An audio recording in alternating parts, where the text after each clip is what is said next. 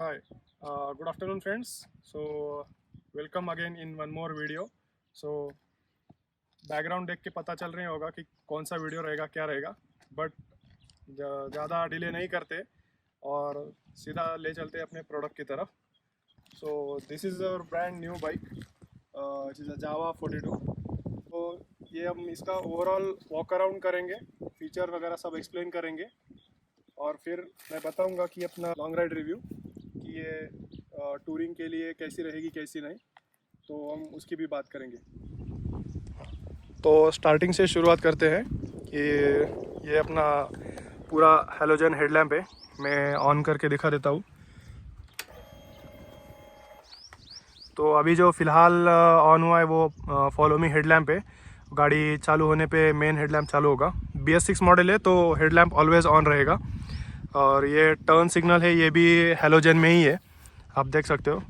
और उसके बाद अपने जो फॉर्क्स है, ये आप बोल सकते हो कि थोड़ा बहुत रॉयल एनफील्ड की तरह ही है, जो पूरी कवरिंग और केसिंग जैसी है. और फेंडर भी पूरा मेटल का ही है. डिस्क ब्रेक की बात करेंगे तो ये ट्विन पिस्टन कैलिपर्स है. बाय ब्रे मतलब बाय ब्रेम्बो. ब्रेम्बो का हम अफोर्डेबल वर्जन बोल सकते हैं. मैंने पुरानी वीडियोस में भी उसको ये बताया है. तो फ्रंट डिस्क ब्रेक है जो 280 mm का है. ट्विन ABS है, मतलब ड्यूल ABS है फ्रंट और रियर में. फ्रंट डिस्क का साइज़ है 280 mm.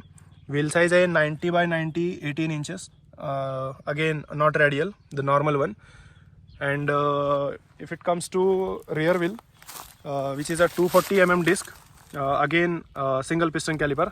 ये सिंगल राउंड है, मतलब सिंगल पिस्टन है. और पीछे का जो टायर है, यहाँ पे उसकी साइज़ है 120 mm, 120x80 17 inches. Same again not radial, the normal one. और MRF आगे पीछे दोनों भी MRF है. MRF Nylogrip Zapper. Yes. तो स्पेशल मतलब मॉडल ये है अगर डिटेल में देखना है तो. और एक रिसेंट में शायद दूसरा एक एलॉय आता है इसमें, जिसमें डायमंड कट भी मिलेंगे. ये यहाँ पे जो लाइनिंग्स है ना, यहाँ पे डायमंड कट फिनिशिंग आएगी आपको. तो वो है यहाँ पे क्लासिक लेजेंड्स. हाँ, बहुत सारे लोगों को ये पता नहीं होगा कि कंपनी, सब लोग बोलते हैं कि जावा जावा जावा नहीं है. एक्चुअली ये कंपनी क्लासिक लेजेंड्स है और ये ओरिजिनल कंपनी का नाम है. और इसका ये जावा 42 ये मॉडल है.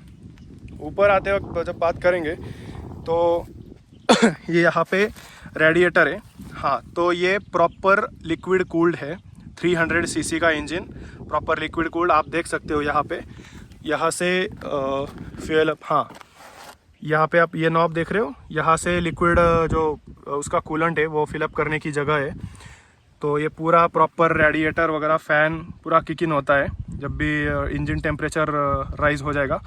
और दो तरफ से साइलेंसर है इसके, दोनों भी है. प्रॉपर जो पुरानी SDs आती थी वो रेट्रो स्टाइल उन्होंने कंटिन्यू की है. और ड्यूअल हॉर्न वगैरह आप देख सकते हो यहाँ दोनों तरफ से. तो हॉर्न अच्छा खासा है. मैं आपको हॉर्न सुनाता हूँ.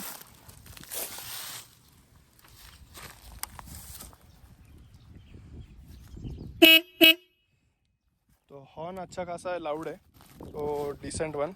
एंड ये जो आप लेग गार्ड देख रहे हो ये बहुत एक्सटेंडेड है. मैं आपको सामने से अगर दिखा दूँ तो आप देख सकते हो कि अच्छा खासा उसका विड्थ है.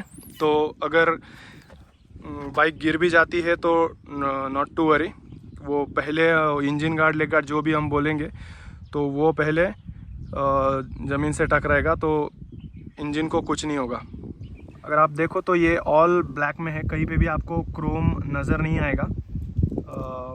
ऑल ब्लैक, मैट ब्लैक है. बहुत सही दिखता है ये कलर.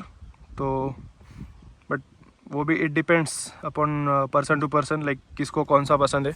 बट बहुत सारे लोगों को ये पसंद आता है मैट ब्लैक, तो which is a good one. बात करते हैं अभी मीटर की. तो मीटर और हैंडल बार. तो अभी हम मीटर कंसोल का फीचर्स और स्पेसिफिकेशन देखेंगे. मैं एक बार इंजन ऑन कर लूँ बाइक.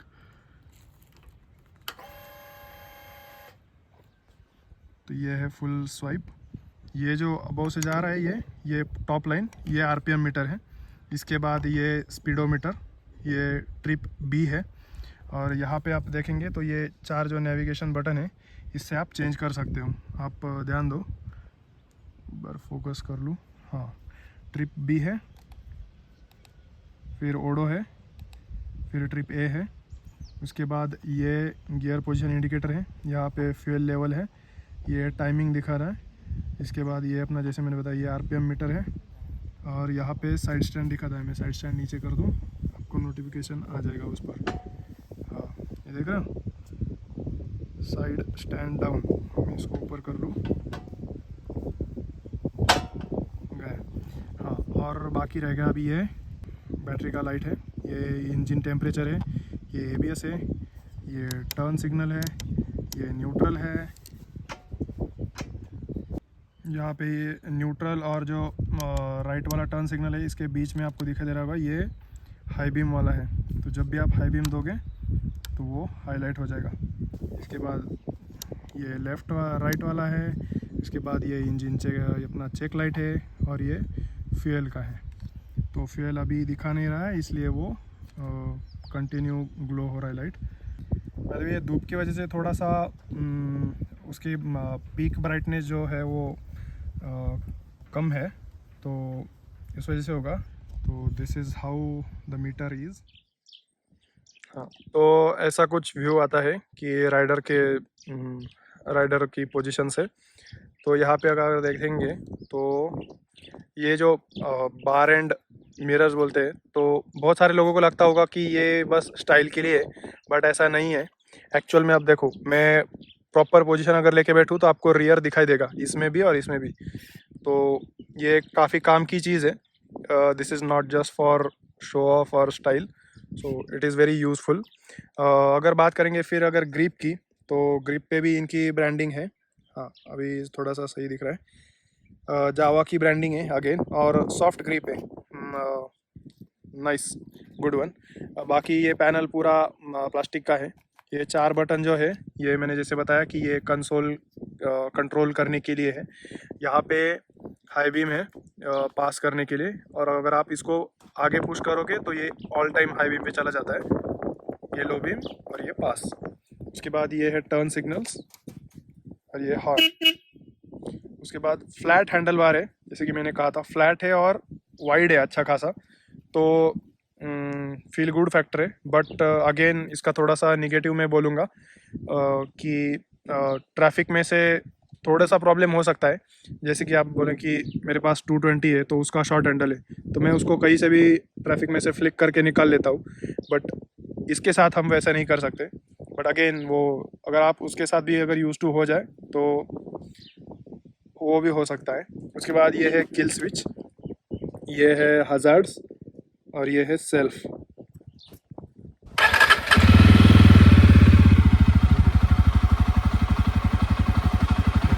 हजार्ड्स जल रहे हैं, हजार्ड्स को ऑफ कर दो एक बार।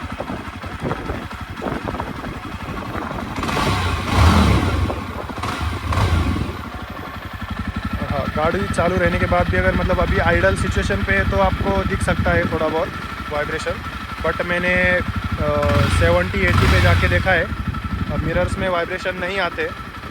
उसका एक फैक्टर ये भी है कि मिरर हैंडल से ज़्यादा दूर नहीं है, आप देख सकते हो उसका स्टेम बहुत छोटा है। हाँ, बट अगर आप उसके बजाय अगर आप कन्वेंशनल मिरर लगाओगे तो हो सकता है उसमें वाइब्रेशंस आ जाए। टैंक के ऊपर अगर देखेंगे तो 42 का जो ऑफसेट हम बोल सकते हैं ना पेंट स्ट्राइप, वो ऑल द वे पूरा फ्यूल टैंक से लेके पूरा रियर फेंडर तक आता है। तो एक अच्छा टच देने की कोशिश की है कि ऑफसेट पेंट अच्छा लगता है, और उसके साथ कंपनी का नाम का ब्रांडिंग भी है, क्लासिक लेजेंड्स, तो विच इज़ क्वाइट गुड। अब अगर पीछे थोड़ा सा नीचे आएंगे तो इंजन है। तो इंजन की बात करेंगे तो ये 300 सीसी का प्रॉपर लिक्विड कूल्ड इंजन है, जो लगभग 27 bhp और 27 न्यूटन मीटर का टॉर्क क्रिएट करता है। पॉइंट्स में आगे पीछे हो सकता है, बट दोनों भी पावर एंड टॉर्क फिगर्स लगभग सेम ही है। उसके बाद ये साइड बॉक्स है, एक तरफ से बैटरी दूसरी तरफ से टूल बॉक्स होगा, तो ये है। उसके ऊपर भी ब्रांडिंग और क्लासिक लेजेंड्स का ब्रांडिंग उन्होंने दी है। और अब बात आती है रियर सस्पेंशन की, तो ये एडजस्टेबल है प्रीलोड के लिए। तो अभी के लिए मैंने उसको मतलब फर्स्ट सर्विस हुई नहीं है बाइक की, वो जो कि 1000 किलोमीटर पे है, और बाइक का किलोमीटर्स अभी भी 1000 हुआ नहीं है। तो मैं सर्विस के वक्त एक बार दिखा दूंगा सस्पेंशन कैसा एडजस्टिंग वगैरह होता है। और उसके नीचे अगर आएंगे तो आप ये देख सकते हैं कि टायर्स का प्रेशर लिखा हुआ है जो स्विंग आर्म है उसके ऊपर, कि फ्रंट और रियर में कितना रखना है क्या है। उसके बाद अगर आते हैं तो पीछे दोनों टर्न सिग्नल जो है वो हैलोजन में ही है, और जो अपना ब्रेक लाइट है वो एलईडी है। उसके बाद ये नंबर प्लेट, और नंबर प्लेट का जो लाइट है वो भी हैलोजन में ही है। ऐसा दोनों तरफ से एग्जॉस्ट है। और ये बैक रेस्ट थोड़ा सा बड़ा हो सकता था, बट देखते हैं राइडर पिलियन जब टेस्ट करेंगे हम, तब लेट्स सी कि कितना फ़ायदेमंद रहता है कितना नहीं। और दोनों तरफ से ये ग्रैब रेल है पकड़ने के लिए, जैसे कि गाड़ी को पार्किंग में से या कहीं ऑकवर्ड पोजीशन से अगर निकालना है बाहर तो फिर वो ग्रैब रेल्स। और ये सारी गार्ड, इसको नीचे कनेक्ट नहीं किया है, एक ही जगह पे कनेक्शन है सीट के नीचे। अभी हम एग्जॉस्ट नोट सुनते हैं।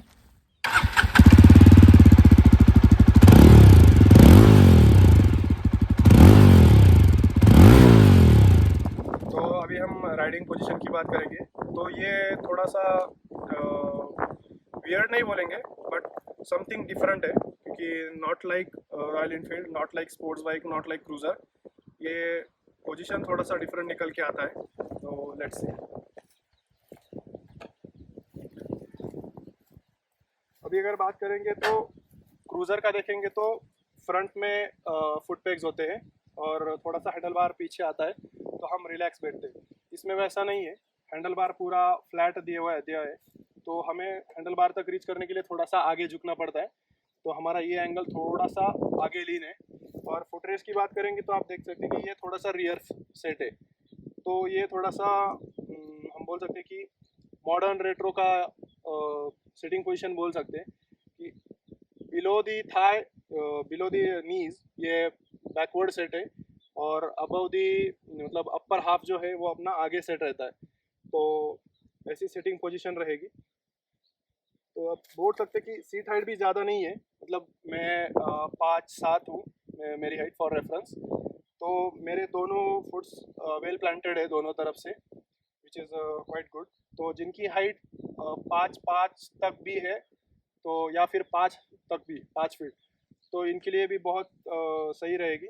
और वेट भी ज़्यादा नहीं है बाइक का, ये मैक्सिमम 180 केजी का है, तो इजीली मनूवरेबल है सिटी ट्रैफिक्स में, हाईवे पे वगैरह, तो वेट ज़्यादा नहीं है। बाकी लोग बोलते रहते कि रॉयल इनफील्ड 2200 केजी का है, तो वो ज़्यादा हेवी फील होता है, but which is not case in this, so which is light weight, बहुत इजी है, आसान है, लाइट वेट है, तो आपको इसका वेट फील नहीं होता है।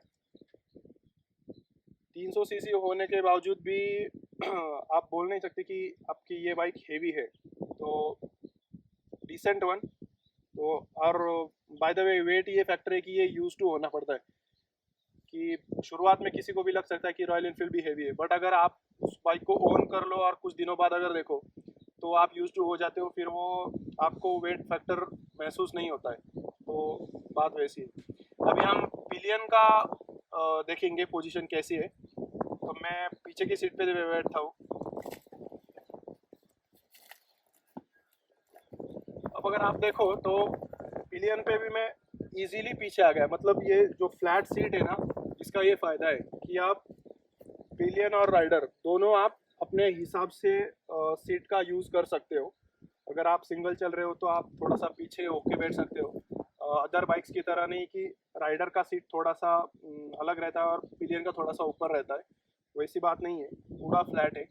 और मोस्ट ऑफ द केसेस में हम इवन कौन सी भी नॉर्मल बाइक देख लो कि आप पिलियन सीट पे जैसे ही बैठोगे तो आप फुट रेस्ट नहीं कर सकते हो, बट आप इस केस में देखोगे मेरे दोनों तरफ से भी अगर आप देखो तो फुट प्लांटेड है, मैंने किसी चीज़ का सहारा नहीं लिया, मेरे दोनों फुट्स प्लांटेड है, तो इतनी कम सीट है, इसकी सीट की जो हाइट है, तो ये प्लस पॉइंट भी बोल सकते हैं और माइनस पॉइंट भी। माइनस पॉइंट इसलिए बोलूँगा कि अगर आप देखो तो ये मैं अगर पैर फुट पेग्स पे रखूँ तो मेरा पैर ऑलमोस्ट ऊपर तक आ चुका है, सीट मेरा नीचे जा चुका है, तो अगर राइडर जो है वो अगर थोड़ा सा हेवियर साइड में है, थोड़ा सा चबी है, तो इन दैट केस बैठने में प्रॉब्लम हो जाएगा।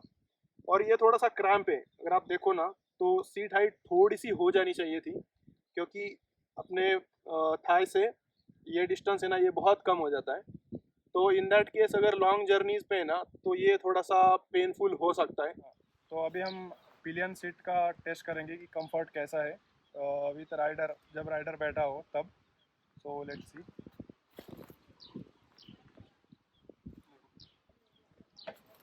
फिर भी दोनों फुट्स वेल प्लांटेड है। अब मैं फुट रेस्ट पे अगर पैर रखूँ, देश कंफर्टेबली बैठ जाओ, ठीक है, डिसेंट है। हम कंफर्टेबल तो नहीं बोलेंगे, बट हाँ बैक रेस्ट थोड़ा सा प्लस पॉइंट में है कि है, इसलिए अगर नहीं होता तो और थोड़ा सा अनकंफर्टेबल होता। बट लॉन्ग राइड पे ये कितना दूर चल सकता है या फिर कितना कंफर्टेबल रहेगा ये देखने की बात है। तो अभी तो फ़िलहाल के लिए कुछ प्रॉब्लम नहीं लग रहा है, बट अगर हाँ आप राइडर या फिर आप अगर बैग्स कैरी कर रहे हो तो फिर थोड़ा सा स्पेस का इशू हो सकता है, तो वो आपको ध्यान में रखना पड़ेगा।